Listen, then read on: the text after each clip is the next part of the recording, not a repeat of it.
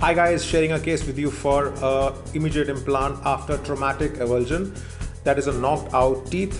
Planning for immediate implant, planning for a 4.1 Straumann implant, engaging the nasal cortex.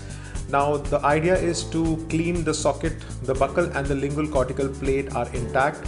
I'm planning for a longer implant in order to engage the nasal floor. Now this is my Lindemann's drill, planning to replicate in the socket. Now the idea is to prepare the osteotomy palatal to the socket and towards the jumping distance with a graft. So planning in an immediate implant case, placing a 4.1 implant with a grafting. Now placing my Lindemann's to see the angulation of this particular implant and getting ahead with the osteotomy. It is very important to position the immediately placed implant with a minimum of 1.5 from the buccal plate with a platform 2 mm beneath the cement-to-enamel junction of the adjacent teeth.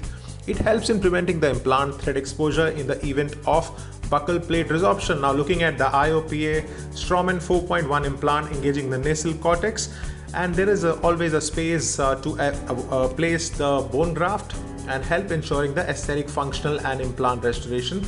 The idea of doing these cases are always maintaining the soft tissue contours, extract, graft and wait for the soft tissue healing, more conservative at the same time, delayed placement.